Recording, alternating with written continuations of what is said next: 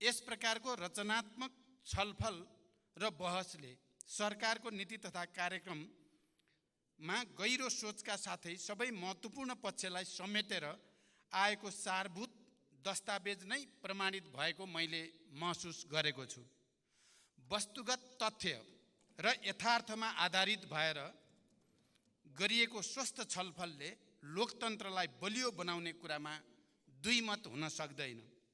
प्रस्तुत नीति तथा कार्यक्रमलाई सम्मानित संसदका अधिकांश मान्य सदस्यहरूले समर्थन गर्नुभएको छ। तथापि केही बुँदा र विषयहरूमा अस्पष्टता रहेको, कतिपय विषय दोहोरिएको एवं कतिपय विषय नसमेटिएको भनेर पनि मान्य सदस्यहरूले सुझाव र टिप्पणी राख्नुभएको छ।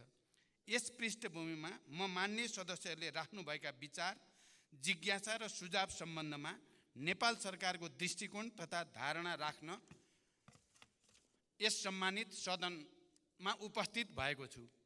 सम्मान्य सभामुख महोदय, यो छलफलका क्रममा आएका सम्पूर्ण विचारहरूलाई संश्लेषित रूपमा राख्नुपर्दा एउटा यो नीति र कार्यक्रमप्रति सम्पूर्ण रूपले आलोचनात्मक र यसबाट समस्याको समाधान हुन सक्दैन भनेर यसलाई पुरै पुनर्लेखन गर्नुपर्छ भन्ने मान्यतामा टेकिएर आएको छ भने, अर्को चाहिँ यो ठिक ढङ्गले आएको छ, कतिपय चिजहरू सच्याउन सक्दा राम्रो हुन्छ भन्ने हिसाबले पनि आएको छ भने कतिपय मान्य सदस्यहरूको टिप्पणी चाहिँ राम्रोलाई राम्रो भन्नुपर्छ, नराम्रोलाई नराम्रो भन्नुपर्छ, यसमा राम्रो पनि छन् नराम्रो पनि छन् भन्ने यस दृष्टिकोणबाट पनि आएको छ। यसरी हेर्दा तीनटा विचार र प्रवृत्तिहरू प्रष्ट रूपमा यो छलफल बहसमा प्रस्तुत भएका छन्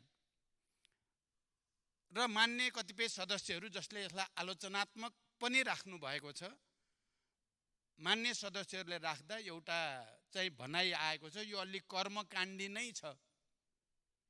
यसले आजको देशको अगाडि उपस्थित आर्थिक, राजनैतिक, सामाजिक, सांस्कृतिक समस्याहरूलाई सम्बोधन गर्न सक्दैन भन्ने कोणबाट आएको छ। र धेरै मान्य सदस्यहरूले हामी एउटा परम्पराको शिकार भएका छौँ र हरेक वर्ष नीति कार्यक्रम आउँछ, सुन्दाखेरि राम्रै सुनिन्छ तर व्यवहारमा कार्यान्वयन गर्ने क्रममा चाहिँ फेरि त्यो जस्तो प्रस्तुत हुन्छ त्यही रूपमा गरिएको हुँदैन।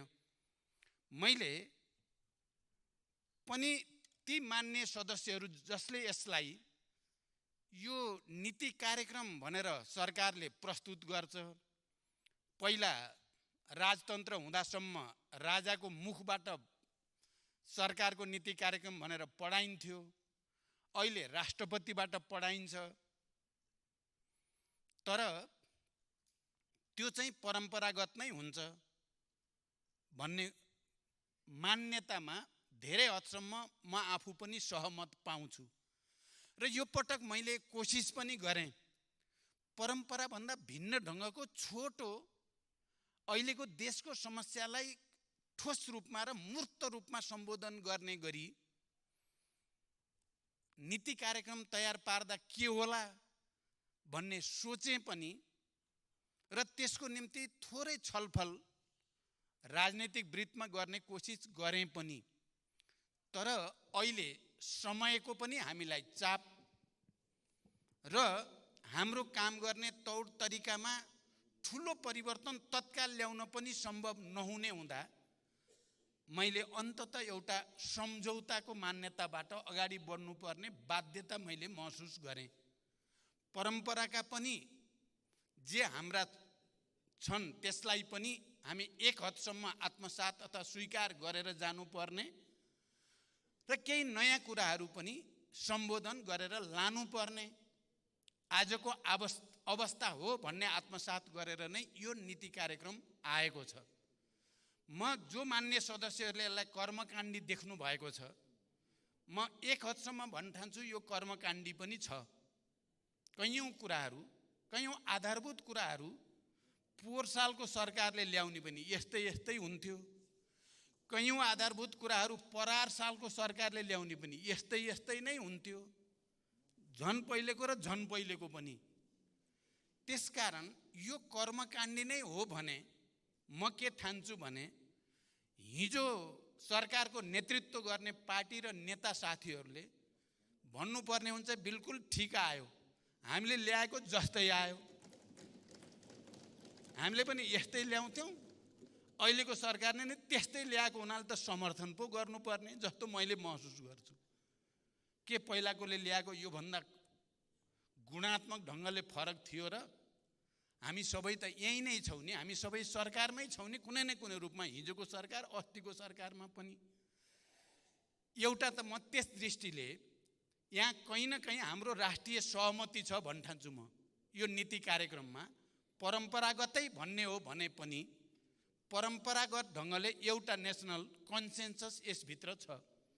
फेरि यो पटकको नीति कार्यक्रमको केही मौलिकता छन् भनेर म यस सम्मानित सदनमा राख्न चाहन्छु।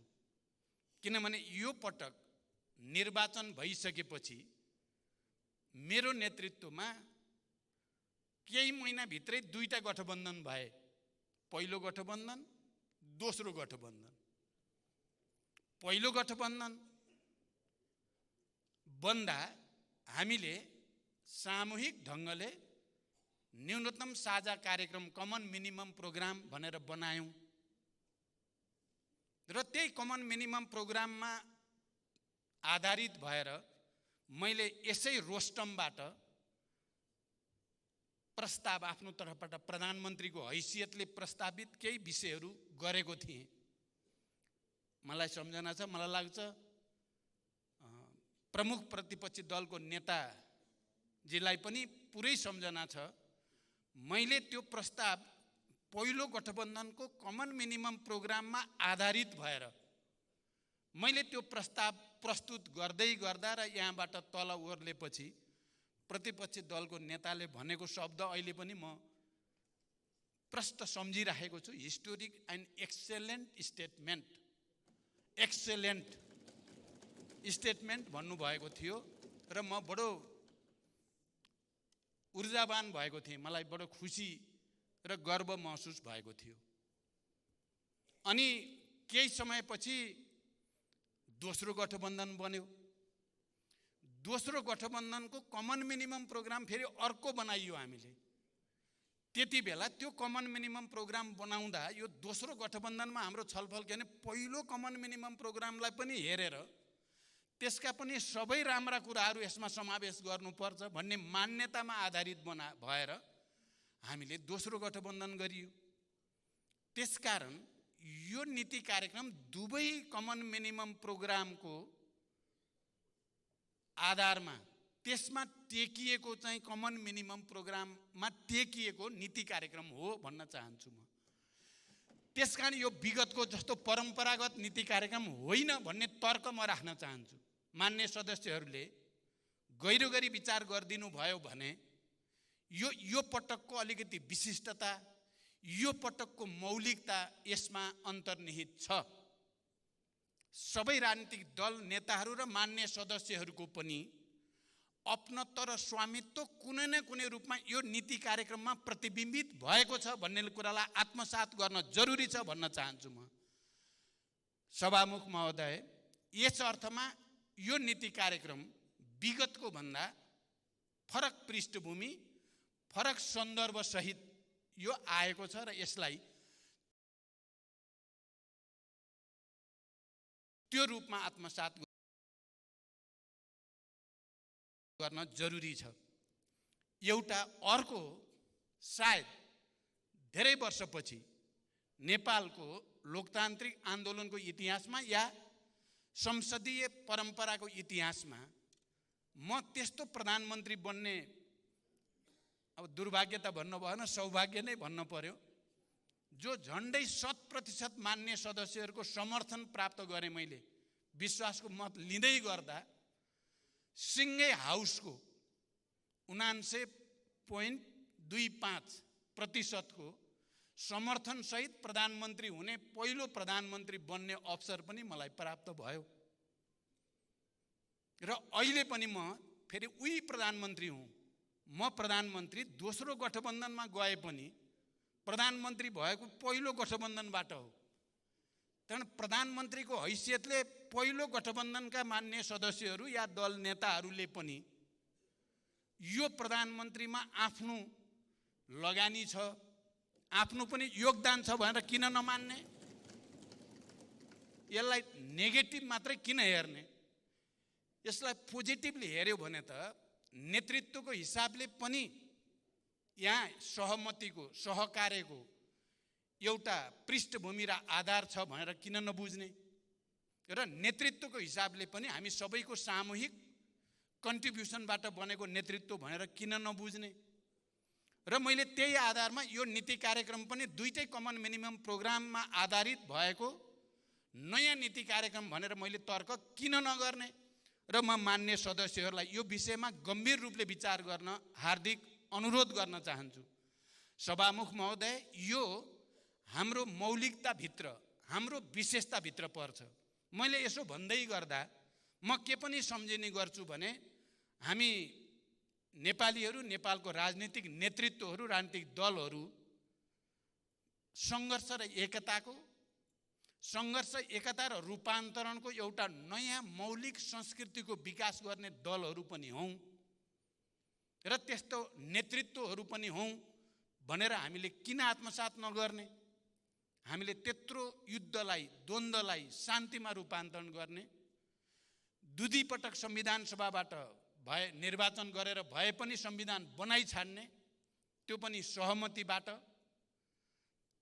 परस्पर विपरीत राजनीतिक धारणा र मुद्दा हुँदै पनि शान्ति सम्झौतामा सबै मिलेर सहभागी हुने, सहकार्य गर्ने, अनि सङ्घीय लोकतान्त्रिक गणतन्त्रको संविधान घोषणा गर्दै गर्दा पनि सबै मिलेर त्यसलाई एउटा निष्कर्षमा पुर्याउने हामी नै त हौँ भने अहिले पनि देशमा जे समस्याहरू छन् ती समस्याहरू समाधान गर्न हामीले सहकार्य किन नगर्ने? मैले यो पटक कार्यकारी प्रमुखको जिम्मेवारी जसरी प्राप्त भए पनि प्राप्त भएको सन्दर्भलाई अलिकति विगतको भन्दा भिन्न रूपले अगाडि बढाउने सङ्कल्प मैले लिएकै हो। भिन्न रूपले भन्दा सामाजिक न्याय, सुशासन र समृद्धिका निम्ति सहकार्य राजनीतिक नेतृत्वहरूका बीचमा त्यो जरुरी छ। अहिले कहीँ न कहीँ हाम्रा कतिपय कमजोरीका कारणले, राजनीतिक नेतृत्वका कमजोरीको कारणले, दलहरूका कमजोरीको कारणले जनतामा असन्तुष्टि, निराशा बढ्दो छ। हिजो हामी जति बेला विस्तृत शान्ति सम्झौता गर्दै थियौँ, संविधान सभाको निर्वाचन गरेर एउटा नयाँ संविधान निर्माण गर्दै थियौँ, त्यति बेलाको जनताको भरोसा, हामीप्रतिको आशा अहिले विचलित हुँदैछ र कहीँ न कहीँ असन्तुष्टि र निराशा बढ्दो छ र त्यसले कतै अराजकतातिर जाने र देश निकै अप्ठ्यारो स्थितितिर जाने त होइन भन्ने चिन्ता पनि हामी सबैलाई भएको छ।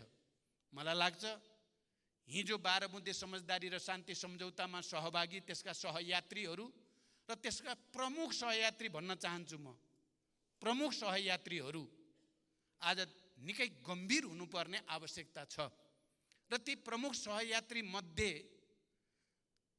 मैले नेतृत्व गरेको पार्टी र म आफै पनि एउटा प्रमुख भूमिकामा रहेको हुनाले आजको दिनमा मेरो चिन्ता र मेरो चासो र मेरो पहल कदमी चाहिँ कसरी फेरि एकचोटि राष्ट्रिय एकता र सहमतिको वातावरण बनाउने, अहिले देशका अगाडि विद्यमान सुशासनका समस्या, भ्रष्टाचार लगायत विकृति र विसङ्गतिलाई कसरी सामूहिक रूपले त्यसका विरुद्ध अगाडि जाने, समृद्धिको एउटा नयाँ मोडेल हामीले कहाँबाट पत्ता लगाउने र सामाजिक न्यायद्वारा सबभन्दा तल परेका जनतालाई हामीले कसरी सम्बोधन गर्ने भन्ने चिन्ता र चासोको कारणले म निरन्तर त्यसमा पहल कदमीमा छु। यही सदनभित्र पनि हामी सत्तापक्ष छौँ, प्रतिपक्ष छौँ, हाम्रा विचार र राजनीतिमा कयौँ अन्तरहरू छन्, यो मानिएको कुरा हो। यो हिजो पनि थिए, आज पनि छन्, भोलि पनि रहन्छन्। जबसम्म यो राजनीतिक दल र प्रतिस्पर्धा रहिराख्छ, यो भोलि पनि रहिराख्ने नै कुरा हो।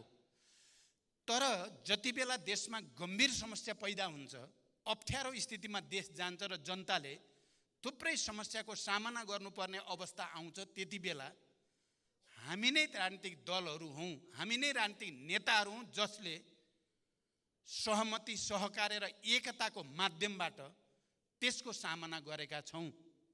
म फेरि पनि एकचोटि नयाँ मान्य सदस्यहरूलाई स्मरण गराउन चाहन्छु, हिजोको शान्ति सम्झौता र संविधान सभाको कुरा मात्रै होइन, विनाशकारी महाभूकम्पको बेलामा म प्रतिपक्ष दलको नेता थिएँ, अरू साथीहरू सरकारमा हुनुहुन्थ्यो, नेपाली कांग्रेसको नेतृत्वमा सरकार थियो। मैले यसै रोस्टमबाट अब म प्रतिपक्ष दलको नेताको भूमिकामा होइन, सरकारसँग सहकार्य गरेर विनाशकारी भूकम्पबाट भएको क्षतिमा जनतालाई राहत दिने, पुनर्स्थापना गर्ने, पुनर्निर्माणको अभियानमा तपाईहरुको साथमा छु भनेर मैले घोषणा गरेको थिएँ र त्यसले एउटा नयाँ माहौल देशभरि बनेको थियो। र त्यसले साँच्चै एकातिर विनाशकारी भूकम्पबाट भएको क्षति पीडामा जनतालाई राहत र मलमपट्टीको भूमिका खेलेको थियो भने अर्कोतिर त्यो परिस्थितिले र त्यो घोषणाले संविधान सभाबाट संविधान बनाउने पनि एउटा निकै सकारात्मक माहौल बनेको थियो। आज पनि म के देख्छु भने जुन आर्थिक संकटको स्थितिमा आज देश छ, सुशासनको दृष्टिकोणले संस्थागत भ्रष्टाचारको जो स्थिति छ माथिदेखि तलसम्म, सामाजिक न्याय र समृद्धिका दृष्टिकोणले जुन समस्या र चुनौतीको हामीले आज सामना गर्नु परेको छ, मलाई के लाग्छ भने यति बेला फेरि हामी यी विषयहरूमा, कम्तीमा पनि यी विषयहरूमा हामी राजनीतिक दल र नेताहरू एक भएर अगाडि बढ्न आवश्यक छ। म यो रोस्टमबाट कुनै औपचारिक जवाफ मात्रै म दिइरहेको छैन। यसो भन्दै गर्दा म के पनि भन्न चाहन्छु भने यही सदनभित्र सत्ता पक्ष र प्रतिपक्षका आफ्ना भूमिका छन्, सिद्धान्त त त्यो कुरा हामी बुझ्छौँ पनि, तर राष्ट्रिय समस्या समाधान गर्ने दृष्टिकोणले, जनताको आवश्यकता र चाहनालाई सम्बोधन गर्ने दृष्टिकोणले हेर्यो भने हामी एक ठाउँमा उभिन आवश्यक छ। कहीँ न कहीँ हामीले समझदारी र सहमति कायम गर्न आवश्यक छ। त्यसकारण प्रधानमन्त्रीको हैसियतले मैले हुन त केही तिता मिठा नमिठा पनि भएका छन्। मैले अघि भने पहिलो गठबन्धनबाट दोस्रो गठबन्धनमा आइपुग्दा त्यसले पैदा गरेका मनोभावना, मनोविज्ञान छन्, त्यो कुरा पनि म बुझ्छु। तर ती मनोभावना र मनोविज्ञान भन्दा ठुलो कुरा राष्ट्र हो, जनताहरूको आधारभूत हितहरूको पक्षमा काम गर्नु हो। त्यसकारण मैले प्रतिपक्ष दलको नेता अलिकति अस्वस्थ हुँदा उहाँको घरमै गएर सभापति शेरबहादुर देउबाजी, पूर्व प्रधानमन्त्री र म समेत हामीले यो सदनलाई सुचारू गर्न र यसलाई व्यवस्थित गर्न र यहाँ हुने बहसलाई रचनात्मक र फलदायी बनाउन हामी एक हुन जरुरी छ भन्ने हामी छलफल गर्यौं। कहीँ न कहीँ त्यसबाट एउटा सकारात्मक माहौल बन्दै गयो र हामीले केही विषयमा परम्परागत ढङ्गले निर्णय गरेनौं। हामीले परम्परा अलिकति तोड्दियौं। त्यो सहमति गर्दै गर्दा सत्ता पक्ष र प्रतिपक्षको बीचमा हिजोका चाहे समिति निर्माणका कुरा हुन्, सभापति कसरी नेतृत्व चयन गर्ने भन्नेसँग सम्बन्धित कुरा हुन्, या संवैधानिक परिषदसँग सम्बन्धित, या संक्रमणकालीन न्याय सम्बन्धी कुरालाई कसरी समाधान गर्ने भन्ने विषयहरूका कुरा हुन्, हामीले साझा समझदारी बनायौं। मैले यो सम्मानित सदनको अगाडि सभामुख महोदय म भन्न चाहन्छु, मैले आफ्नो ठाउँबाट गर्नुपर्ने त्याग, देखाउनु पर्ने लचकता र जिम्मेवारी देखाएको छु भन्ने मेरो विश्वास छ। त्यसले एउटा समझदारीको वातावरण बन्यो। हिजोदेखि आजसम्म जे खालको स्थिति बन्यो त्यसलाई पनि मैले अविलम्ब प्रमुख दलका प्रमुख नेताहरू र प्रमुख सचेतकहरू समेतको सहयोगमा यसको समाधान के हुन सक्छ भन्ने बारेमा तुरन्तै पहल लिएर आज हामी बडो राम्रो वातावरणमा नीति कार्यक्रम सम्बन्धी छलफललाई अन्तिम रूप दिँदैछौँ। त्यसकारण म के भन्न चाहन्छु भने अहिले देशका अगाडि जे जस्ता समस्या र चुनौतीहरू छन्, ती समस्या र चुनौतीको समाधान गर्न राष्ट्रिय समस्यामा राष्ट्रिय सहमति आवश्यक छ। म त के भन्न चाहन्छु भने मैले प्रधानमन्त्री बनेपछि चाहे राष्ट्रपति र उपराष्ट्रपतिको निर्वाचनको कुरा होस्, चाहे सभामुख र उपसभामुखको निर्वाचनको कुरा होस्, त्यसमा पनि कहीँ न कहीँ राजनीतिक दलहरूको बिचमा के गरी सन्तुलन कायम होला भनेर विचार गरेको छु भन्ने मेरो दाबी छ। सभामुख महोदय, कहीँ न कहीँ सबैलाई सन्तुलनमा ल्याउने र यो सदन र यसको नेतृत्व एक पाखे हुन नजाओस् भन्ने कुरालाई विचार गरेर नै सबैलाई एक ठाउँमा ल्याउने उद्देश्यका साथ गरिएको छ। त्यसकारण यो कुरा पनि म यो सम्मानित सदनको अगाडि राख्न चाहन्छु र फेरि आज देशका अगाडि विद्यमान समस्याहरू, चाहे त्यो सुशासनसँग सम्बन्धित मुख्यतः भ्रष्टाचार र व्यथिति विसङ्गति जो देखा परेका छन्, त्यसका विरुद्धको लडाईँ हामी मिलेर मात्रै जित्न सक्छौँ, एक्लै जित्न सकिँदैन। म यो कुरा भन्न चाहन्छु। र अहिले जे चलिरहेको छ, मैले सुरुदेखि सुशासनको सन्दर्भमा चाहे निजी क्षेत्र र सार्वजनिक क्षेत्रको सहकार्यको सन्दर्भ होस्, चाहे अर्थतन्त्रमा देखिएका समस्या समाधान गर्ने प्रक्रियाको सन्दर्भमा र पहल कदमीको सन्दर्भमा होस्, चाहे जनतालाई सेवा प्रवाह गर्ने क्रममा देखिएका व्यथितिहरूलाई कम गर्ने, अहिले भर्खरै जादुको छडी गर्न सकिँदैन भन्ने कुरा तपाईँ हामी सबैलाई थाहा छ। हामी सबैको साझा प्रयास भयो भने समाधान गर्न सकिन्छ, तर एउटा पार्टी विशेष या एउटा नेतृत्व विशेषले मात्रै चाहेर यी सबै कुरा एकैसाथ समाधान हुन सक्दैनन्। तर यो विषयहरूमा मैले राष्ट्रिय सहमति बनाउने, अहिले जसरी यो नक्कली भुटानी शरणार्थी सम्बन्धी इस्यु आयो र जसरी यो तरङ्गित भएको छ देश र अन्तर्राष्ट्रिय जगत पनि, मैले प्रधानमन्त्रीको हैसियतमा यस बीचमा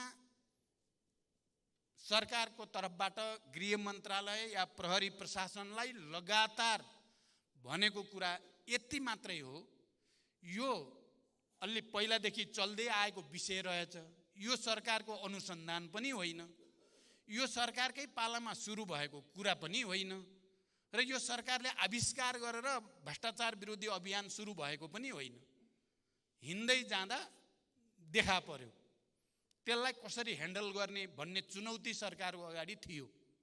ह्यान्डल कसरी गर्ने भन्ने चुनौती सरकारलाई थियो। र मैले यो विषयमा कोही पनि दोषी जो यो प्रक्रियामा संलग्न छन् नछुटुन्, कोही पनि निर्दोष कुनै हालतमा पर्न नजाउन् भन्ने मान्यताको आधारमा स्ट्यान्डिङ अर्डर गृह मन्त्रालयलाई पनि प्रहरी प्रशासनलाई दिएको त्यही हो, अहिले पनि त्यही कायम छ। म त्यहाँबाट दायाँ बायाँ भएको देख्ने बित्तिकै मैले त्यहाँ आफ्नो ठाउँबाट गर्ने इन्टरभेन गर्ने ठाउँ हुँदासम्म मैले इन्टरभेन गरेको छु। अब त यो विषय प्रहरी कहाँबाट अदालतमा पुगिसकेको हुनाले अब अदालतले जे फैसला गर्छ हामी सबैको निम्ति त्यो स्वीकार्य हुन्छ। सिद्धान्त त हामी सबैले मानेकै कुरा छ। हामीलाई विश्वास छ अदालतले दुधको दुध पानीको पानी गर्ने नै छ। प्रहरीले पनि यस बीचमा अनुसन्धान गर्दा थुप्रै अप्ठ्यारा र जटिलताको बीचमा पनि उनीहरू एउटा निष्कर्षमा पुगेका छन् र कयौँलाई लाग्छ यही मात्रै सरकारले यसैलाई मात्रै ध्यान दिएको छ कि। म यो सम्मानित सदनलाई भन्न चाहन्छु यसमा मात्रै होइन, अन्य तमाम व्यथितिहरूमा पनि सरकारको ध्यान छ। चाहे त्यो सम्पत्ति शुद्धिकरणसँग सम्बन्धित कुरा होस्, चाहे त्यो राजस्वसँग सम्बन्धित कुरा होस्, चाहे अन्य तमाम क्षेत्रका व्यथितिका कुरा हुन्, ती सबैलाई माथि पनि ध्यान छ र कदम कदम गरेर ती सबै सच्याउनु पर्छ र त्यसको निम्ति सबै राजनीतिक दल र यो सम्मानित सदनको सहयोगको आवश्यकता छ भन्ने म ठान्छु। अहिले तेस्रो कार्यकाल हुनसक्छ, यो अन्तिम कार्यकाल होस्, मैले चुनौतीको रूपमा पनि अवसरको रूपमा नै लिएको छु। त्यति ठुलो आन्दोलन, क्रान्ति, त्याग र बलिदान पछि प्राप्त भएको यो परिवर्तन नै धाराशायी हुने हो कि भन्ने छटपटी, र यो छटपटीले मात्रै केही हुनेवाला छैन। आत्मसमीक्षा नगरिकन आफैलाई करेक्सन नगरिकन त फेरि हामीले जनतामा पैदा भएको मनस्थितिलाई बदल्न सकिँदैन। त्यसकारण मैले आफूलाई एउटा ठुलो अग्नि परीक्षामा रहेको महसुस गरेको छु र मैले सम्पूर्ण रूपले सुशासन, सामाजिक न्याय र समृद्धिको निम्ति आफूलाई समर्पित गर्ने सङ्कल्पका साथ छु भनेर म यो सम्मानित सदनलाई राख्न चाहन्छु। र म यो सम्मानित सदनका माध्यमबाट आम नेपाली जनसमुदायलाई पनि अपिल गर्न चाहन्छु, सुशासन र सामाजिक न्याय र समृद्धिको नयाँ अभियानको थालनीमा सबैको सहयोग आवश्यक छ। म खुसी र गर्व पनि व्यक्त गर्न चाहन्छु, अहिले सरकार र जनता बिस्तारै बिस्तारै एक ठाउँमा जोडिन थालेको अनुभूति हुन्छ। सरकारले चाल्न थालेका कदमहरू सुशासन सम्बन्धी या सामाजिक न्याय र विकास सम्बन्धी ती कदम र जनताको भावना र आवश्यकतामा बिस्तारै बिस्तारै सम्बन्ध जोडिँदै गएको र यसलाई हामीले अझ केही कदम राम्रोसँग अगाडि बढायौँ भने एउटा ठुलो फड्को मार्न सकिने मैले महसुस गरेको छु। सम्माननीय सभामुख महोदय, संसद देश र जनताको सर्वोत्तम हित र सरोकारका विषयमा रचनात्मक छलफल गरी सकारात्मक उपाय पहिल्याउने थलो हो। अत यहाँ हुने प्रत्येक छलफल र बहस सकारात्मक परिणतिको अपेक्षा सहित हुनुपर्दछ। नागरिकले संसदभित्रका हाम्रा प्रत्येक गतिविधिलाई नजिकबाट नियालिरहेका छन्। जनतामा भ्रम, निराशा र कुण्ठा फैल्याउने हिसाबले होइन, आशा, उमङ्ग र भरोसा बढाउने हिसाबले हामीले हाम्रा विचार र हाम्रा भनाइहरू संसदमा जिम्मेवारी पूर्वक राख्नुपर्दछ भन्ने मलाई लाग्दछ। हाम्रो लोकतान्त्रिक अभ्यासलाई थप परिष्कृत बनाउँदै हाम्रो लोकतन्त्रलाई अझ उन्नत र सुसंस्कृत बनाउने दिशामा हामी सबैको ध्यान केन्द्रित हुन जरुरी छ। यस सन्दर्भमा हिजो र आज यहाँ जे बहस भएको छ, म यसलाई सकारात्मक रूपले बुझ्न चाहन्छु। अहिले समाजमा, हाम्रा मिडियामा, अझ त्यसमा पनि मुख्यतः सोसियल मिडियामा एक खालको अराजकता हो कि भन्ने हामीलाई भान हुन्छ। त्यहाँ प्रयोग हुने भाषा शैली र कतिपय कुरा हामी हेर्न पनि सकिँदैन, सुन्न पनि सकिँदैन। अझ सोसियल मिडियाको कुरा गर्ने हो भने कयौँ समाचारहरू र कयौँ कुराहरू सत्य हुँदैनन्, कपोल कल्पित हुन्छन्। त्यहाँ प्रयोग भएको भाषा धेरै तल्लो स्तरको, सुन्न नसकिने भाषा हुन्छ। त्यहाँ प्रयोग भएका फोटोहरू हेर्न नसकिने फोटोहरू हुन्छन्। यो एउटा अराजकताको स्थितितिर मैले अहिले अध्ययन गर्दैछु। हाम्रा छिमेकीदेखि संसारका उन्नत भनिने देशहरूमा यो प्रक्रियालाई कसरी उनीहरूले नियमन गरेका छन्, कसरी नियन्त्रण गरेका छन्। हाम्रो जस्तो स्वतन्त्रता भन्ने कि अराजकता मैले अन्त कहीँ पनि देखिनँ। हामी मात्रै त्यस्तो ठाउँमा छौँ। हामीले यसलाई नियमन गर्नुपर्ने, हाम्रो भाषा शैलीलाई अलिकति सुसंस्कृत गर्नुपर्ने, हाम्रो मिडियालाई एउटा मान्यताभित्र अभ्यस्त हुने ठाउँमा पुर्याउन सक्नुपर्ने देखिन्छ। र त्यसको सुरुवात हामीले सदनभित्रबाटै गर्नुपर्छ, किनकि सिङ्गो देशको ध्यान सदनतिरै हुन्छ। अहिले त्यहाँ सदनमा नेताहरूले कस्तो भाषा प्रयोग गर्छन्, कस्ता विचार प्रस्तुत गर्छन्, कस्ता नीति योजना कार्यक्रमहरू प्रस्तुत गर्छन् भन्ने कुराले सिङ्गो समाजमा पनि हामीले एउटा संस्कृतिको सम्बोधन गरिरहेका हुन्छौँ र त्यो सञ्चार गरिरहेका हुन्छौँ। त्यसकारण म सबै मान्य सदस्यहरूलाई यो विषय हामी सबैले गहिरो गरी हेक्का राख्नै पर्ने ठाउँमा हामी आइपुगेका छौँ। हामी सबैले धेर थोर गल्ती गरेकै छौँ। विगतमा हामी कोही पनि चोखै छौँ एक्लै भन्ने ठाउँमा हामी छैनौँ। त्यहाँ सबैले आत्मसमीक्षा गर्ने र यहाँ हुने बहसलाई पनि स्तरीय बनाउने, अध्ययन गरेर आउने, तथ्यमा आधारित भएर बहस गर्ने कुरालाई जोड दिने, भाषा शैली पनि सुसंस्कृत प्रयोग गर्न जोडबल गर्ने, गाली गलोज र चाहिँ घोचपेच बढी गरेर केही प्राप्त हुनेवाला छैन भन्ने कुरालाई आत्मसात गर्न जरुरी छ।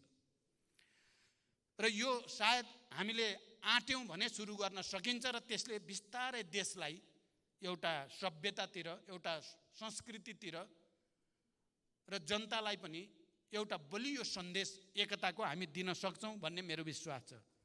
वर्तमान सरकार देशका सामु विद्यमान चुनौतीहरूलाई सम्बोधन गर्दै सुशासन, समृद्धि र सामाजिक न्यायलाई प्रमुख प्राथमिकतामा राखी दृढताका साथ अघि बढेको छ। यिनै प्राथमिकतामा केन्द्रित भई आर्थिक सामाजिक रूपान्तरणका नवीन सोच र कार्यक्रमहरू सहित प्रस्तुत हुने जमर्को गरिएको छ।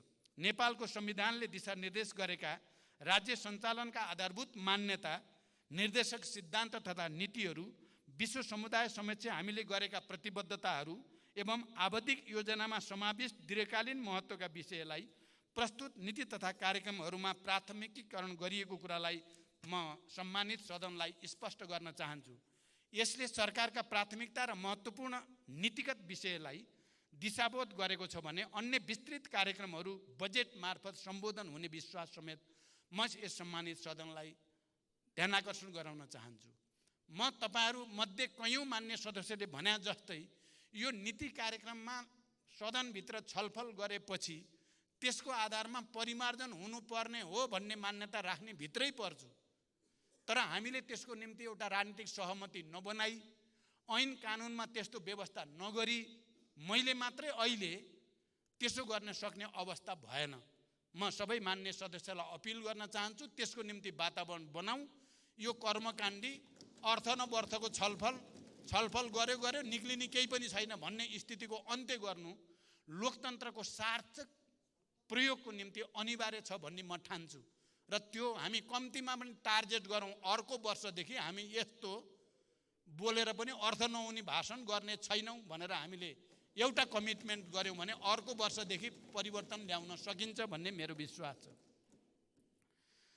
नयाँ निर्वाचन मार्फत ताजा जनादेश सहित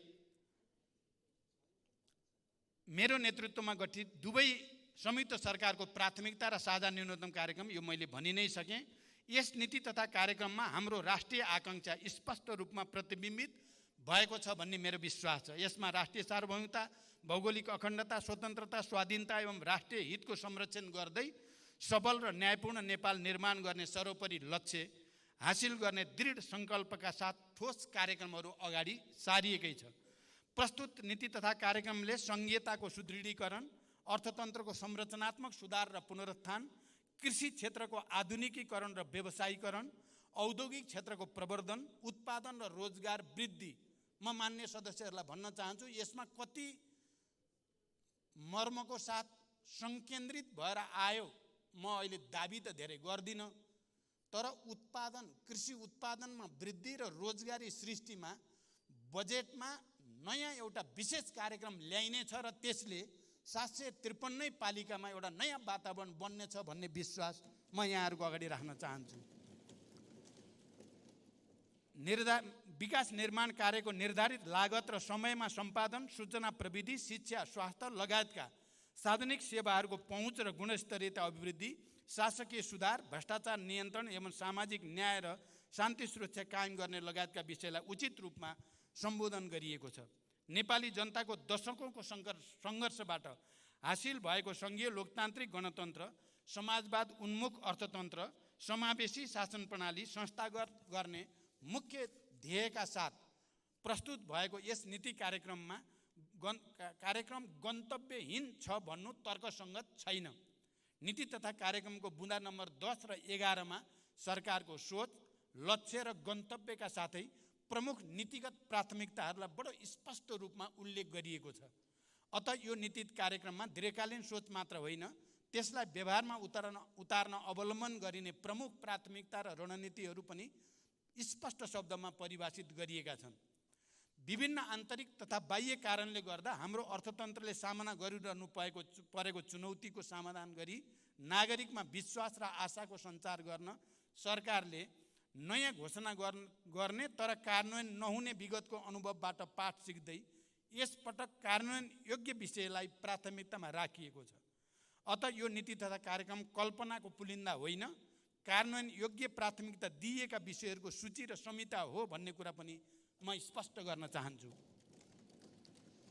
विभिन्न राजनीतिक दर्शन बोकेका हामी बीच फरक सोच र दृष्टिकोण हुन सक्छन्, हुन्छन् पनि, त्यो स्वाभाविक हो। तर राष्ट्रको रूपान्तरण र समृद्धि तथा जनताको जीवनस्तरमा सुधार गर्ने जस्ता अहम सवालमा हामी व्यक्तिगत एवं दलीय आग्रह पूर्वाग्रह त्यागेर सबै एकै ठाउँमा हुनुपर्दछ। हामी हुँदै पनि आएका छौँ। विषयवस्तुलाई त्यसको गाम्भीर्य र महत्त्वका आधारमा वस्तुपरक ढङ्गबाट विश्लेषण गर्ने संस्कृतिको विकास गर्न सके मात्र हामी राष्ट्रिय मुद्दाहरूमा एउटै भावना र एउटै दृष्टिकोणका साथ अगाडि बढ्न सक्दछौँ। यस सन्दर्भमा छलफलकै सन्दर्भमा यस नीति कार्यक्रममा पुरानै विषयहरू दोहोरिएका छन् भन्ने टिप्पणी समेत मान्य सदस्यहरूले गर्नुभएको छ।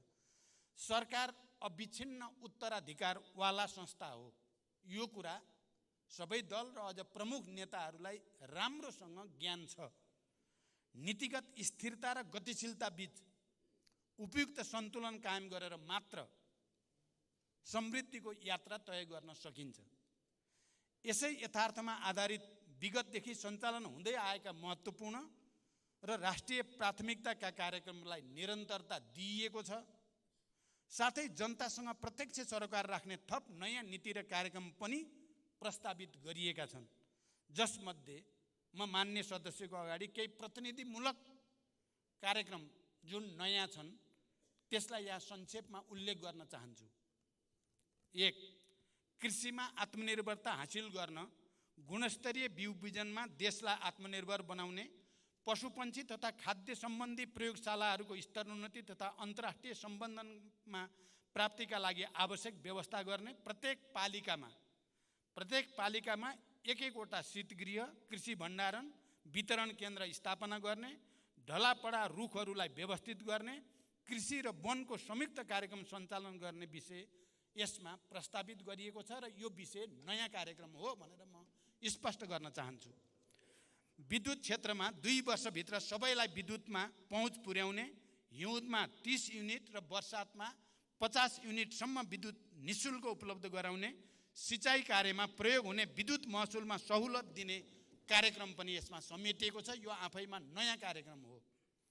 शिक्षा क्षेत्रको व्यवस्थित विकासको लागि सङ्घीय शिक्षा ऐन जारी गर्ने, विद्यार्थी मूल्याङ्कनको राष्ट्रिय मापदण्ड तर्जुमा गर्ने, उच्च शिक्षामा देखिएका समस्या समाधानका लागि सुझाव पेश गर्न उच्च स्तरीय शिक्षा आयोगको कुरा, नवप्रवर्तन र आविष्कार कोषको स्थापना गर्ने, चिकित्सा शिक्षालाई एकीकृत र योजनाबद्ध रूपमा विस्तार गर्न चिकित्सा शिक्षा सम्बन्धी प्रतिष्ठानहरूलाई एकीकृत छाता ऐन अन्तर्गत सञ्चालन गर्ने र सबै प्रदेशमा मेडिकल कलेज स्थापना गर्ने लगायतका कार्यक्रमहरू पनि विगतको निरन्तरता मात्र होइन, नयाँ ढङ्गले यसलाई प्रस्तुत गरिएको छ।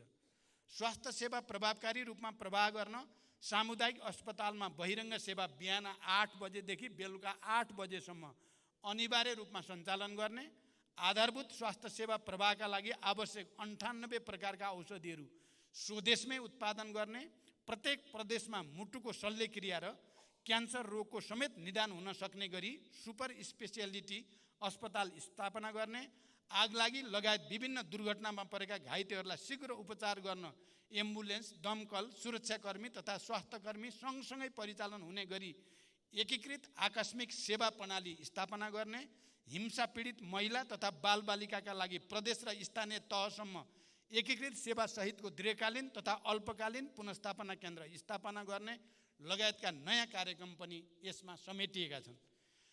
यसै गरी राष्ट्रिय पूर्वाधार गुरु योजना तयार गर्ने, ऊर्जा नीतिलाई समसामयिक बनाउने, आम सञ्चार सम्बन्धी पूर्वाधारको सहप्रयोगको व्यवस्था गर्ने, पूर्वाधार निर्माणमा 2 शिफ्टमा काम गर्ने, उच्च पहाडी र हिमाली क्षेत्रको भौगोलिक नक्साङ्कन गरी धातु, अधातु एवं दुर्लभ भौगोलिक पदार्थ अन्वेषण गर्ने, एक प्रदेश एक सांस्कृतिक ग्राम स्थापना गर्ने, श्रमिकहरूको स्वचालित ज्याला प्रणाली लागू गर्ने जस्ता विषय पनि यो नीति कार्यक्रममा समेटेका छन्, जो आफैमा नयाँ छन्।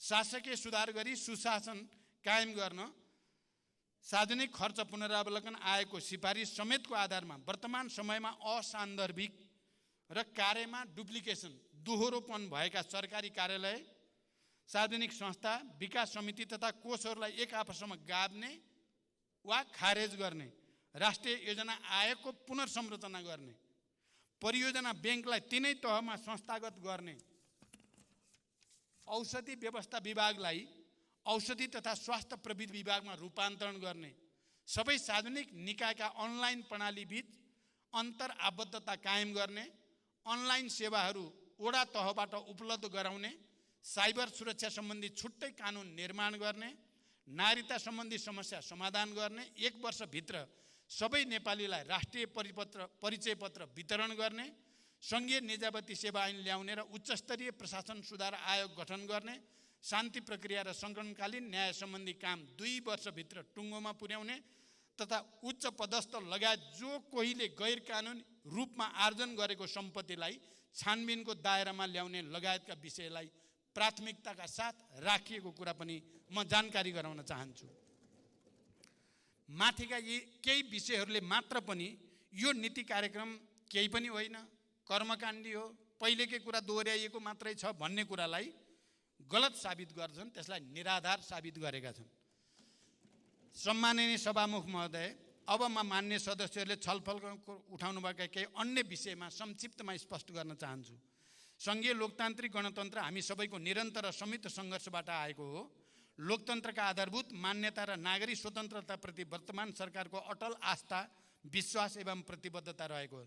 सङ्घीय लोकतान्त्रिक गणतन्त्रलाई सुदृढ बनाई तीव्र गतिमा विकास र समृद्धिका सपनाहरू पुरा गर्दै जनताको जीवनस्तरमा उल्लेखनीय सुधार ल्याउनु हाम्रो साझा अभिष्ट हो भन्ने कुरालाई दुई मत छैन।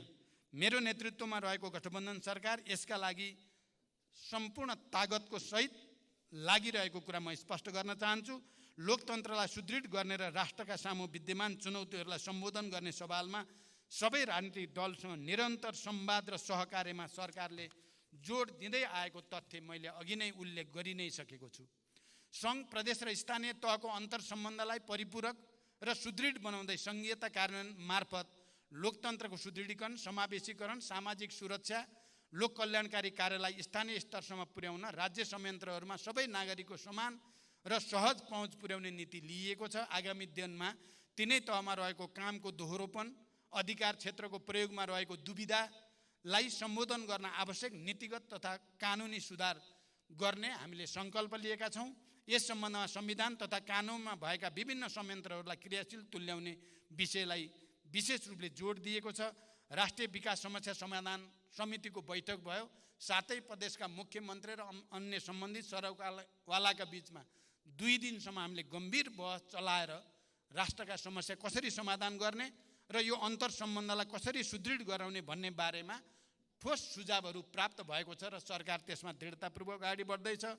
विभिन्न कारणले आयोजना हुन नसकेको अन्तर प्रदेशीय परिषद लगायतका समन्वयकारी संयन्त्रहरूको बैठक यथाशीघ्र आयोजना गरी कार्यान्वयनमा देखेका अप्ठ्यारालाई सम्बोधन गर्न सरकार प्रतिबद्ध रहेको छ।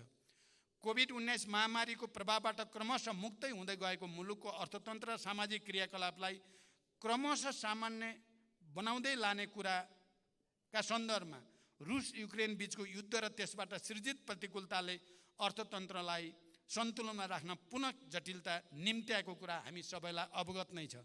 इन्धन, खाद्यान्न लगायत वस्तुको अन्तर्राष्ट्रिय स्तरमै भएको अप्रत्याशित मूल्य वृद्धि र आपूर्ति श्रृङ्खलामा उत्पन्न असहज जस्ता उदाहरणहरू ज्वलन्त उदाहरणहरू हुन्। यसबाट हाम्रो अर्थतन्त्रमा अझै पनि चाप रहेकै छ।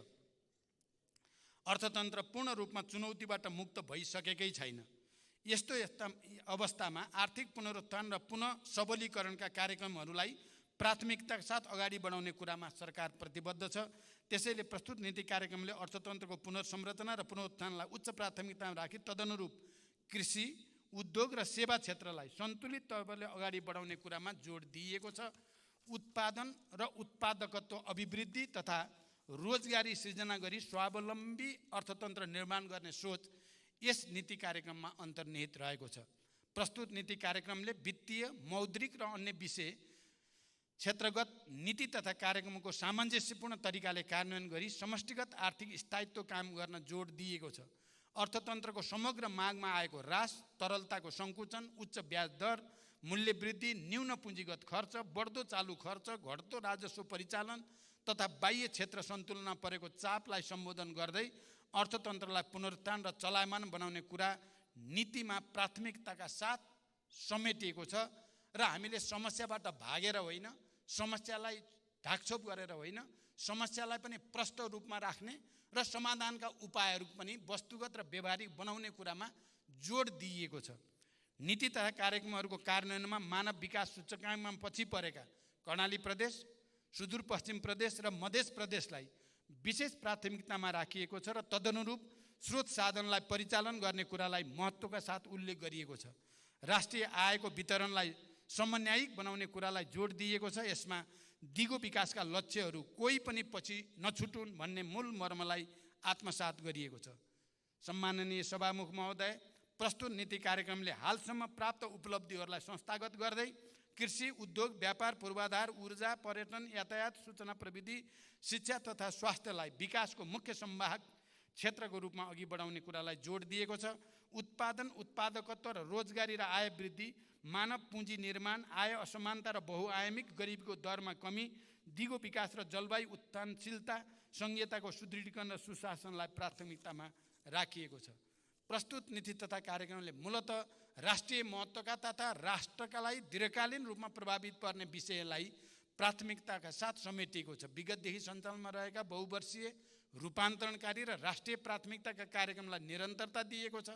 तदनुसार बजेट तथा साधन स्रोत विनियोजन गरिने कुरामा म सबै मान्य सदस्यहरूलाई आश्वस्त तुल्याउन चाहन्छु।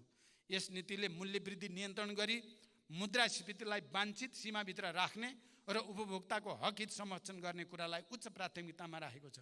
लामो समयदेखि बन्द र रुग्ण अवस्थामा रहेका उद्योगहरूलाई पुनः सञ्चालनमा ल्याउने वा खारेज वा एकीकरण गर्ने कुरालाई महत्त्वको साथ उल्लेख गरिएको छ।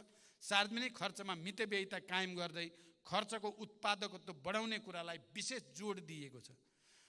प्रस्तुत नीति कार्यक्रमले गुणस्तरीय सेवा प्रवाह र आधारभूत वस्तु तथा सेवाको नियमित आपूर्तिमा विशेष जोड दिएको छ। स्वदेशी उत्पादनमा खाद्य सुरक्षाको प्रत्याभूत गर्न क्षेत्रगत नीतिहरूमा समेत कृषि तथा वन क्षेत्रलाई उत्पादन र उत्पादकत्वसँग आबद्ध गर्दै लैजाने नीति लिएको छ। कतिपय मान्य सदस्य 2 वर्षभित्र ढलापडा रुख निकाल्ने 2 वर्ष किन कुर्ने भन्नुभएको छ। 2 वर्षभित्र भनेको हामीले त 50औं वर्ष कुरिसक्यौँ। 50औं वर्षदेखि त ढलापडा त सडा भइसकेका छन्। अब ती ढलापडालाई 2 वर्षभित्र भनेको भोलिदेखि नै निकाल्न सके त निकाल्न पाइन्छ भन्ने नै कुरा हो। आधुनिक र व्यवस्थित विकासको आधार भू उपयोग योजना भएकोले यसलाई तिनै तहको सरकारको समन्वयमा प्रभावकारी तवरले कार्यान्वयनमा ल्याउने कुरालाई नीतिले जोड दिएको हो। यसै गरी भूमिहीन, सुकुम्बासी तथा अव्यवस्थित बसोबासीहरूको समस्या समाधान गर्ने विषय पनि नीतिमा समेटिएको छ। र म के भन्न चाहन्छु भने सरकारको लक्ष्य 2 वर्षभित्र सुकुम्बासी र अव्यवस्थित बसोबासीहरूको समस्या समाधान गर्ने सङ्कल्प सरकारले लिएको छ। यो घोषणा म यो सम्मानित सदनमा गर्न चाहन्छु। अर्थतन्त्रको दिगो विकासका लागि उत्पादनशील क्रियाकलापहरूको प्राथमिक भूमिका रहन्छ। यसको प्रमुख संवाहक निजी क्षेत्र हो। अत निजी क्षेत्रलाई अर्थतन्त्रको विकासमा मुख्य साझेदार मानिएको छ। यसको अर्थ सहकारी र अन्य क्षेत्रबाट हुने योगदानलाई अवमूल्यन गर्नु बिल्कुल होइन। सहकारी क्षेत्रले पुँजी परिचालन, लगानी र रोजगारी सिर्जनामा खेल्दै आएको महत्त्वपूर्ण भूमिकालाई सरकारले कदापि उपेक्षा वा नजरअन्दाज गर्ने छैन। संविधानमा उल्लेख भए झैँ सार्वजनिक, निजी र सहकारी तीनवटै क्षेत्रको संयुक्त सहभागिता र संलग्नतामा स्वतन्त्र, समृद्ध र समाजवाद उन्मुख अर्थतन्त्र निर्माण गर्न सरकार स्पष्ट पनि छ र दृढ पनि छ। तीव्र औद्योगिकरण मार्फत रोजगारी तथा आय वृद्धि गरी जीवनस्तर उकास्न निजी क्षेत्रले उल्लेख्य भूमिका खेल्न सक्ने कुरालाई मनन गरी निजी क्षेत्र मैत्री नीति र पूर्वाधार विकासलाई सरकारले विशेष जोड दिएको हो। कृषि उत्पादनमा आत्मनिर्भरता हासिल गर्ने लक्ष्यका साथ नेपालमै उत्पादन हुन सक्ने कृषि उपजको उत्पादन र उत्पादकत्व वृद्धि र बजारीकरणलाई जोड दिएको छ। कृषकहरूलाई समयमै रासायनिक मल र उन्नत बिउ बिजन उपलब्ध गराउने तथा वर्षैभरि कृषियोग्य जमिनमा सिँचाइ सुविधा विस्तार गर्ने कुरालाई नीतिले समेटेको छ। साथै स्थानीय तहमा जैविक मल कारखाना स्थापना गर्न सरकारले प्रोत्साहन गर्ने नीति स्पष्ट रूपमा अगाडि सारेको छ। सरकारले उत्पादन र उत्पादकत्व वृद्धि गरी निर्यात प्रवर्धन मार्फत व्यापार घाटा कम गर्ने उद्देश्य लिएको छ। यस अन्तर्गत तुलनात्मक लाभ भएका वस्तुको पहिचान, प्रशोधन, उत्पादन वृद्धि, बजार विस्तार तथा आन्तरिक उपभोग बढाउने र प्राथमिकता प्राप्त क्षेत्रमा स्वदेशी तथा वैदेशिक लगानी आकर्षित गर्ने कुरालाई जोड दिएको छ। स्वदेशमा उत्पादित वस्तु 20% महँगो भए पनि खरिद गर्ने कुरालाई नीतिले स्पष्टका साथ उल्लेख गरेको छ। व्यापार घाटा घटाउन सरकारले भर्खरै नेपाल व्यापार एकीकृत रणनीति र व्यापार घाटा न्यूनीकरण कार्यक्रम कार्यान्वयनमा ल्याएको छ। व्यापार जन्य पूर्वाधारहरूको विकास र प्रक्रियागत सरलीकरण गरी व्यापार लागत घटाई नेपाली निर्यात जन्य वस्तुको प्रतिस्पर्धी क्षमता बढाउने तथा लघु, घरेलु र साना उद्योगका उत्पादनलाई बजारीकरणमा टेवा पुर्याउने कुरालाई पनि नीतिले जोड दिएको छ। सरकार र निजी क्षेत्रको बलियो साझेदारी विकास गरी उत्पादन र रोजगारीका अवसर विस्तार गर्ने विषय सरकारको उच्च प्राथमिकतामा रहेको छ। यसै मान्यतालाई आत्मसात गरेर नै निजी क्षेत्रबाट अघि बढाइएका मेक इन नेपाल र मेड इन नेपाल लगायतका कार्यक्रमलाई सहयोग गर्ने विषय नीतिले अङ्गीकार गरेको छ। उद्योग प्रशासनलाई सरल र प्रविधि मैत्री बनाउँदै प्रक्रियागत सुधार र लागत कटौती गर्ने विषयलाई प्राथमिकतामा राखिएको छ। निर्यात गर्ने उद्योगलाई प्रोत्साहन गर्न नगद अनुदान दिने विषयलाई निरन्तरता दिइएको छ। वैदेशिक लगानी प्रवर्धनको लागि आवश्यक नीतिगत, संस्थागत र प्रक्रियागत सुधार गर्ने कुरालाई उच्च प्राथमिकतामा राखिएको छ। सडक, सिँचाइ, खानेपानी, यातायात जस्ता पूर्वाधारहरू लगायत विकासका कार्यलाई समयमै सम्पन्न गर्न आवश्यक नीतिगत एवं कार्यप्रणालीमा सुधार गर्ने, स्रोतको अभाव हुन नदिने, आयोजनाको लागि जग्गा प्राप्त गर्ने प्रक्रियामा सरलीकरण गर्ने कुरालाई नीतिले विशेष रूपले समेटेको छ। राष्ट्रिय गौरव लगायतका सबै विकास आयोजनाहरू निर्धारित लागत, समय र गुणस्तरमा सम्पन्न गर्न आवश्यक प्रबन्ध मिलाइने कुरालाई विशेष जोड दिएको छ। सबै प्रकारका हिंसा, शोषण र भेदभावको अन्त्य गरी भयमुक्त, सुसंस्कृत र सभ्य समाजको निर्माण गर्ने कुरालाई नीतिले विशेष जोड दिएको छ। महिला, विपन्न, सीमान्तकृत, विभिन्न किसिमका अपाङ्गता भएका तथा यौनिक एवं लैङ्गिक अल्पसङ्ख्यकको हक हितको संरक्षण गर्दै विकासको प्रतिफलबाट सबैलाई लाभान्वित गराउने नीति लिएको छ। यहाँ मान्य सदस्यहरूले दलितको विषयमा कुरा उठाउनु भएको छ। यहाँ सामान्य मात्रै पर्यो। म के विश्वास दिलाउन चाहन्छु भने दलितको समस्या समाधानका सन्दर्भमा आगामी बजेटमा बडो प्रष्टसँग आउने कुरा म विश्वास दिलाउन चाहन्छु सबै मान्य सदस्यहरूलाई। गुणस्तरीय सर्वसुलभ स्वास्थ्य सेवामा सबैको पहुँच पुर्याउने कुरालाई विशेष प्राथमिकतामा राखिएको छ। यस क्रममा एलोपेथिक, आयुर्वेदिक, होमियोपेथी तथा प्राकृतिक चिकित्सा गरी सबै किसिमका चिकित्सा पद्धतिलाई विस्तार र प्रवर्धन गरिनेछ। सबै सामुदायिक अस्पतालमा आवश्यक स्वास्थ्य उपकरण र जनशक्ति व्यवस्था गर्ने कुरालाई जोड दिएको छ। मेडिकल शिक्षालाई देशभित्र विस्तार गर्ने र स्वास्थ्य संस्थाहरूको स्तरोन्नति गर्ने विषय नीतिको प्राथमिकतामा रहेको छ। स्वदेशमै गुणस्तरीय शिक्षालाई सर्वसुलभ बनाई गुणस्तरीय शिक्षाको लागि विदेश जानुपर्ने बाध्यतालाई अन्त्य गर्ने, उच्च शिक्षालाई सबै प्रकारको विसङ्गतिबाट मुक्त राख्दै प्राज्ञिक र अनुसन्धानात्मक केन्द्रको रूपमा विकास गर्ने एवं शिक्षालाई प्रविधि र रोजगारीसँग आबद्ध गरी उद्यमशीलता र बजारको माग अनुसारको दक्ष जनशक्ति उत्पादन गर्ने कुरालाई नीतिले प्राथमिकतामा राखेको छ।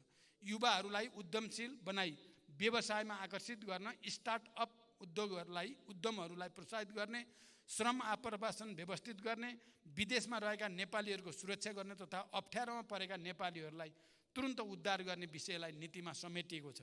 यसले नेपालीहरूलाई कामको खोजीमा विदेश जानुपर्ने बाध्यतालाई धेरै हदसम्म कम गर्न सहयोग पुग्ने अपेक्षा लिएको छ। सामाजिक सुरक्षा कोषमा विदेशका श्रमिकहरूलाई आबद्ध गर्ने निर्णय सरकारले लिइसकेको छ र यसलाई विस्तार गरिँदैछ र छिटै नै विदेशमा रहेका नेपाली नागरिकहरूले मतदानमा सहभागी हुन पाउने निर्णय पनि हामी गर्दैछौँ र नागरिकता सम्बन्धी समस्यालाई पनि हामी सम्बोधन गर्दैछौँ छिट्टै नै।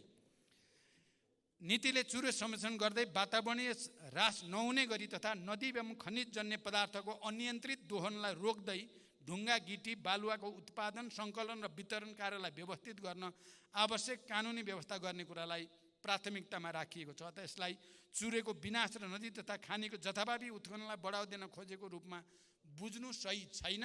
त्यसरी नबुझ्न पनि म मान्य सदस्यहरूसँग आग्रह गर्न चाहन्छु। जहाँसम्म ढलापडा रुखलाई पहिचान तथा सङ्कलन गरी 2 वर्षभित्र बिक्री वितरण गर्ने कुरा छ, यो विषयलाई देशभित्र काठ र काठजन्य वस्तुको आयातलाई न्यून गर्दै काठको मागलाई आन्तरिक रूपमा सम्बोधन गर्ने तथा वन जङ्गल क्षेत्रमा वर्षौँदेखि त्यसै परिरहेका रुखहरूलाई व्यवस्थित गरी राजस्व समेत वृद्धि गर्ने सकारात्मक अभियानको रूपमा बुझ्न म विशेष रूपले अपिल गर्न चाहन्छु। नीतिमा सार्वजनिक प्रशासनलाई सक्षम, व्यावसायिक, सुदृढ, प्रतिस्पर्धी, समावेशी र जनउत्तरदायी बनाउँदै प्रशासन संयन्त्रबाट प्रवाह हुने सार्वजनिक सेवालाई छिटो, छरितो र नतिजामुखी बनाउने कुरालाई जोड दिइएको छ। सबै सरकारी कार्यालयमा सेवा प्रवाहको एकद्वार प्रणाली विकास गर्ने, जनगुणस्तरलाई प्रभावकारी तवरले सम्बोधन गर्ने कुरालाई समेटिएको छ। काम गर्ने कर्मचारीलाई प्रोत्साहित र पुरस्कृत गर्ने कुरालाई प्राथमिकता राखिएको छ। राष्ट्र सेवाको कार्य सम्पादन मूल्याङ्कनलाई वस्तुनिष्ठ, वैज्ञानिक र प्रविधि मैत्री बनाउने र प्रत्येक महिना प्रधानमन्त्रीको अध्यक्षतामा मन्त्री, सचिव र आयोजना प्रमुखहरूको उपस्थितिमा प्रगति समीक्षा गरी मासिक रिपोर्ट कार्ड तयार गर्ने नीतिगत व्यवस्थाले विकास आयोजनाहरूको सञ्चालन र अनुगमनलाई थप प्रभावकारी बनाउने विश्वास लिएको छ। भ्रष्टाचार विरुद्ध शून्य सहनशीलताको नीतिलाई राज्यका सबै तह र तबकामा कडाइका साथ लागू गर्न सरकार दृढ प्रतिबद्धताका साथ अगाडि बढेको छ। भ्रष्टाचार नियन्त्रण सम्बन्धी कानुनमा सुधार तथा भ्रष्टाचार नियन्त्रण गर्ने निकायहरूको संस्थागत सुदृढीकरण र सबलीकरणमा जोड दिएको छ। भ्रष्टाचार हामी सबैको साझा शत्रु भएकोले निरोधात्मक, उपचारात्मक र प्रवर्धनात्मक सबै उपायहरू अवलम्बन गरी कडाइका साथ नियन्त्रण गर्नुको कुनै विकल्प छैन। देशभरिका सरकारी र सार्वजनिक चल अचल सम्पत्तिको अभिलेख तयार गरी संरक्षण गर्ने कुरालाई पनि सरकारले विशेष जोड दिएको छ। भ्रष्टाचार नियन्त्रणका सम्बन्धमा कतिपय मान्य सदस्यहरूले सरकारको अझ प्रधानमन्त्रीकै मुटु पनि हल्लिएको हो कि भनेर आशंका गर्नुभयो। म ती मान्य सदस्यलाई बिल्कुल आशंका नगर्न, बरु सरकारले जो अभियान सुरु गरेको छ त्यसमा दृढतापूर्वक उभिन म अपिल गर्न चाहन्छु। सम्पत्ति शुद्धिकरण निवारण सम्बन्धी कानुन संशोधन गर्नेदेखि सबै किसिमका कर छली, अनियमितता, सुशासन विरोधी क्रियाकलापलाई सरकारले नियन्त्रण गर्ने कुरामा विशेष जोड दिएको छ। नीति अनुसन्धानमा रहेको संस्थागत दोहोरोपन हटाउने, सरकारी तथा सार्वजनिक निकायबाट हुने अध्ययन अनुसन्धान विश्वविद्यालय मार्फत गराइने कुरा समेटिएको छ। यसबाट उच्च शिक्षालाई नवप्रवर्धनात्मक, अनुसन्धान र रोजगारमूलक बनाउन सहयोग पुग्ने अपेक्षा लिएको छ। सभामुख महोदय, नक्कली भुटानी शरणार्थी सम्बन्धमा भएका ठगी, घुसखोरी, सङ्गठित अपराध र राष्ट्रद्रोही कार्यलाई सरकारले गम्भीरताको साथ लिएको छ। हालसम्म प्राप्त तथ्य र प्रमाणको आधारमा पहिलो चरणको अनुसन्धान पुरा गरी 30 जना उप मुद्दा दायर भइसकेको छ। भविष्यमा यस विषयको अनुसन्धानलाई जारी राख्दै कुनै पनि अपराधीले उन्मुक्ति पाउन नसकोस् भन्ने विषयमा सरकार प्रतिबद्ध र संवेदनशील छ भन्ने कुरा म स्पष्ट राख्न चाहन्छु। अनुसन्धान गर्दा दोषीलाई कानुनी दायरामा ल्याउने र निर्दोषलाई अनावश्यक दोषारोपण र दुःख नहोस् भन्नेतर्फ सरकार निरन्तर सजग रहेको जानकारी गराउन चाहन्छु। यो विषय अब देशको प्रतिष्ठासँग मात्र जोडिएको नभएर अन्तर्राष्ट्रिय जगतको पनि उत्तिकै चासोको विषय भएकोले यसलाई राजनीतिक आग्रहभन्दा माथि उठेर हामी सबैले साझा रूपले एउटा सही निष्कर्षमा पुर्याउने र सुशासनको एउटा नयाँ प्रक्रिया सुरु गर्ने आधार बनाउन विशेष रूपले सोच्न जरुरी छ। म त्यसको निम्ति सम्मानित सदन समक्ष र सम्मानित सदन मार्फत आम नेपाली जनसमुदायलाई पनि हार्दिक अपिल गर्न चाहन्छु। परराष्ट्र नीति सञ्चालनमा सबै राजनीतिक दलबीच एउटै धारणा हुनुपर्दछ भन्ने कुरामा सरकार विश्वास गर्दछ र हामीले परराष्ट्र नीतिका मामिलामा देशको राष्ट्रिय एकता, भौगोलिक अखण्डता र देशको भूमिको बारेमा यसै सदनबाट राष्ट्रिय एकताको हामीले घोषणा गरेका छौँ। त्यसमा हामी कसैको विमति छैन। राष्ट्रिय हितलाई सर्वोपरि राखी सार्वभौमिक समानता, पारस्परिक लाभ र सम्मानका आधारमा छिमेकी लगायत सबै मित्र राष्ट्रसँगको सम्बन्धलाई थप प्रगाढ बनाउन सरकार प्रतिबद्ध छ। देशको सार्वभौमसत्ता, भौगोलिक अखण्डता, राष्ट्रियता, स्वाधीनता, स्वाभिमान र सिमानाको सुरक्षाका लागि सरकार सदैव सचेत र प्रतिबद्ध छ। लिम्पियाधुरा, लिपु लेक र कालापानी नेपालको भूमि हो भन्ने कुरामा नेपाल सरकार स्पष्ट छ। थातिरहेका सीमान्त सम्बन्धी विषयलाई ऐतिहासिक सन्धि, नक्सा, तथ्य र प्रमाणका आधारमा कूटनीतिक पहलबाट समाधान गर्न सरकार दृढ छ र प्रतिबद्ध छ। यस नीति तथा कार्यक्रममा मूलतः सरकारको भावी दिशा, नीतिगत व्यवस्था र प्राथमिकता समेटिएको छ। स्रोत व्यवस्थापन सहितको विस्तृत कार्यक्रम र आयोजना बजेट मार्फत प्रस्तुत हुने नै छ। यस नीति तथा कार्यक्रममा उल्लेखित विषयहरूलाई ठोस कार्ययोजनाका साथ समयबद्ध ढङ्गबाट कार्यान्वयन गरी अपेक्षित नतिजा प्राप्त गर्न आवश्यक प्रबन्ध मिलाइएको छ। प्रस्तुत नीति तथा कार्यक्रमका विभिन्न विषयहरूमा मान्य सदस्यहरूले राख्नुभएको संशोधन प्रस्तावका साथै छलफलका क्रममा उठेका विषयमा मैले सम्बोधन गरिसकेकोले सम्बन्धित मान्य सदस्यहरूलाई संशोधन प्रस्ताव फिर्ता लिनको लागि अनुरोध गर्न चाहन्छु र यस नीति तथा कार्यक्रमलाई सर्वसम्मतिबाट स्वीकृति होस् भन्ने म अनुरोध पनि गर्न चाहन्छु। सम्माननीय सभामुख महोदय, आर्थिक वर्ष 80-81 का लागि प्रस्तावित नीति तथा कार्यक्रमले समृद्ध, सबल र न्यायपूर्ण नेपाल निर्माण गर्ने हाम्रो सङ्कल्पलाई साकार तुल्याउन महत्त्वपूर्ण योगदान पुर्याउने छ भन्ने म विश्वास दोहोऱ्याउन चाहन्छु। यस नीति तथा कार्यक्रमको कार्यान्वयनबाट संविधान र संहिताको प्रभावकारी कार्यान्वयन हुने, उत्पादकत्व र रोजगारीमा वृद्धि भई स्वाधीन, सबल र समाजवाद उन्मुख अर्थतन्त्र निर्माण गर्न योगदान पुग्नेछ। नागरिकको गुणस्तरीय शिक्षा र स्वास्थ्यमा पहुँच वृद्धि हुने तथा सेवा प्रवाहमा सुधार भई जनतामा राज्यप्रतिको विश्वास बढ्ने विश्वास लिएको छु। अन्त्यमा नेपाली जनताको जीवनस्तरमा युगान्तकारी रूपान्तरणको दिशामा यो नीति तथा कार्यक्रम विशेष महत्त्वको हुने विश्वास व्यक्त गर्दै यसको कार्यान्वयनमा सम्बन्धित सबैबाट सक्रिय सहयोग प्राप्त हुने कुरामा म आशावादी छु। हुन त मान्य सदस्यहरूलाई यसलाई पुरै खारेज गरेर अर्को लेख्नुपर्छ पनि भन्नुभएको छ। यो पक्कै पनि सत्ता पक्ष र प्रतिपक्षको हामीले अवलम्बन गर्दै आएको परम्पराको दृष्टिकोणले त ठिकै होला, तर आजको आवश्यकताको दृष्टिकोणले चाहिँ म त्यसरी एक्सट्रिममा हामी कोही जानु उचित छैन भन्ने कुरा राख्न चाहन्छु र हामी मिलेर मात्रै यी समस्या र चुनौतीको सामना गर्न सक्छौँ। साथै सरकारले अघि सारेको नीति तथा कार्यक्रमको कार्यान्वयनमा सबै मान्य सदस्यहरूमा विगतमा झैँ सहयोग र सद्भाव प्राप्त हुने आशा राख्दै आफ्नो भनाइ यहीँ टुङ्ग्याउँछु। धन्यवाद।